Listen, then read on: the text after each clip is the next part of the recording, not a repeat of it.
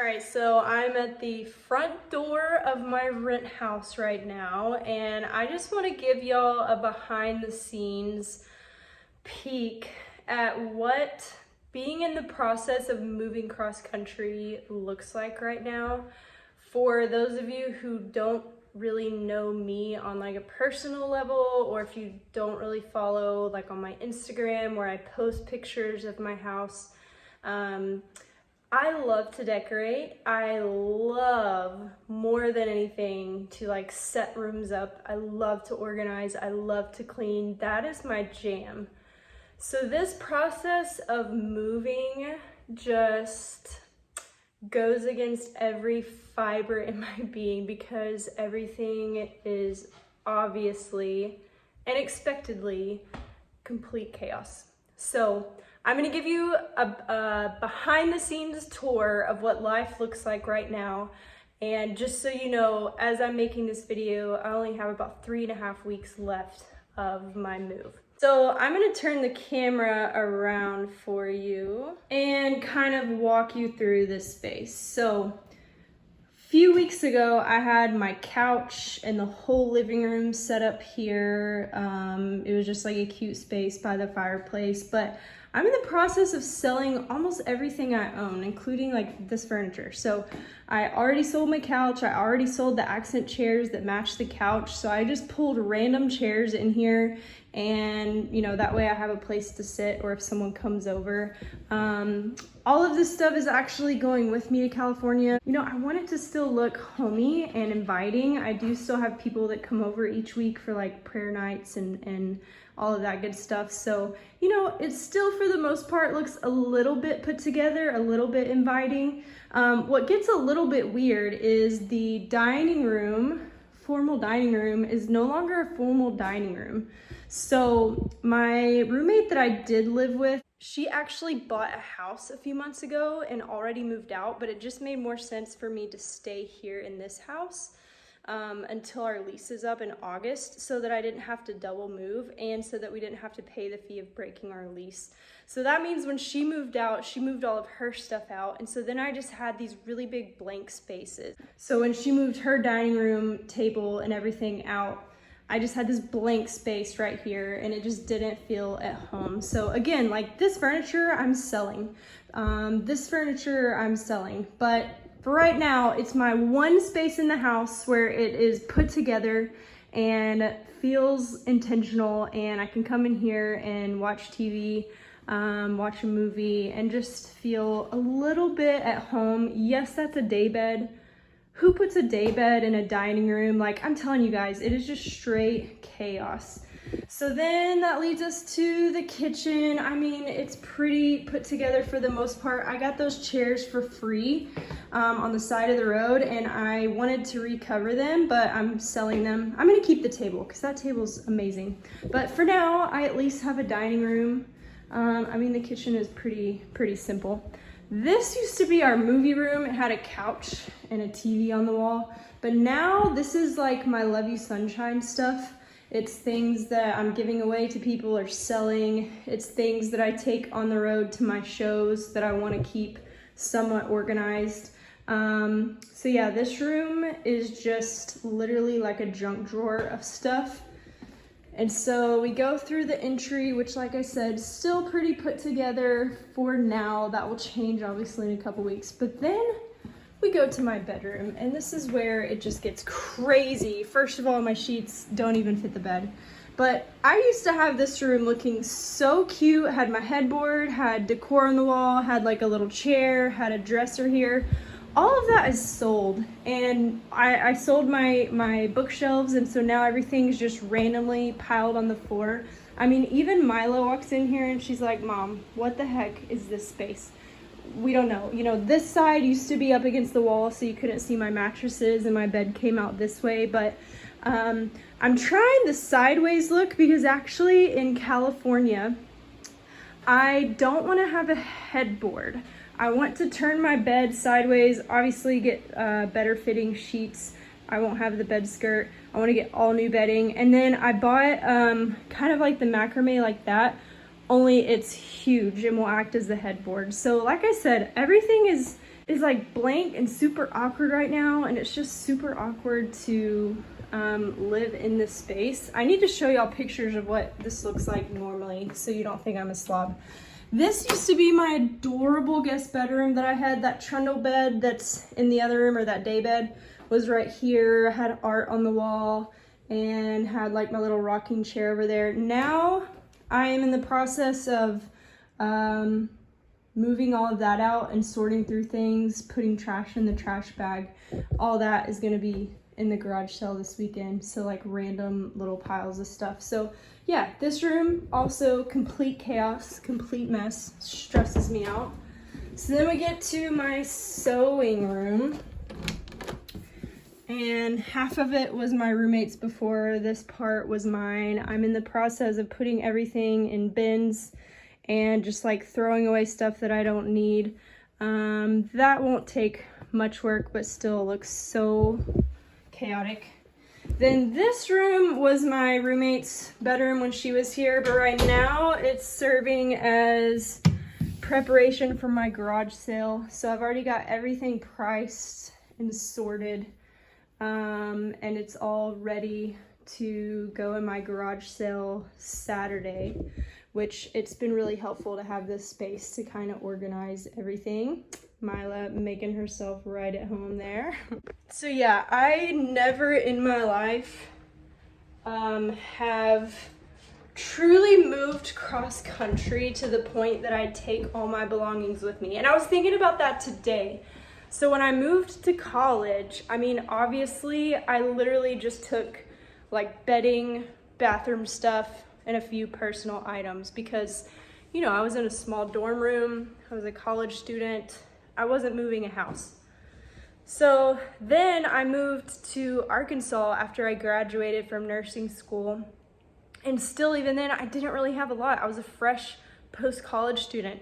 So I got a rent house in Arkansas, and I kind of just collected things there in Arkansas and then like sold them later on. And then drove, when I moved back home to Dallas, that's only like a 3-hour drive from where I lived. So I just used friend's trailer and trucks and brought it here when I moved here. And then when I was a travel nurse, I did move to California, but I knew that I was only gonna be there for, you know, like 6 months to a year on travel nurse contracts. So I figured I would be kind of moving around to different places. So at that point, while I did drive cross country to California, I literally only brought what would fit in my vehicle at the time, and that's what I kept with me for like 8 months out there. So, I mean, this truly is the first time that I've had to pack up my whole entire life and move cross country. And with that said, one thing that I do really like about moving is it just kind of gives this opportunity to purge and to cleanse things out. And one thing that I want to do with this move is to be very intentional. So I only want to bring a few select items with me. I mean, like, I'm selling pretty much everything, like headboards, the trundle bed, my chairs, furniture, the dining chairs. I mean, almost everything is being sold, probably 50% of my clothes and shoes. And while that is a little bit chaotic and stressful, it's also really freeing. I just feel like I don't have this detachment to stuff right now. And I have been pleasantly surprised with how much headspace and how much energy, like mental and emotional energy, that's freeing up for me to really focus on the things that just mean the most to me, which obviously is human connection and bettering myself and connecting, you know, spiritually with God. And so I'm really hoping that I continue that intentionality into my new space in California. And, you know, while obviously I will need to get practical things out there, like I want to go, I've looked up a few thrift stores in Orange County that tend to have really cute like couches and accent chairs. And so, you know, I will need to get some things once I'm out there just to help set up my new apartment. But I was telling my niece that from this point forward, at least in this season, like I only want to make purchases that I deeply feel connected to, that either have a story or that like bring a sense of nostalgia or just like kind of move me when I see them, which is really weird. But what I'm hoping is that my life will just be a lot less cluttered with stuff and things, and that it will just be a very simple but warm and welcoming and very intentional environment. And that's not just regarding stuff, like material stuff. I kind of want that to permeate through the rest of my life, relationships, and just learning to be very intentional, learning to have boundaries, learning which relationships to really invest and be all in versus which, might just be for a season.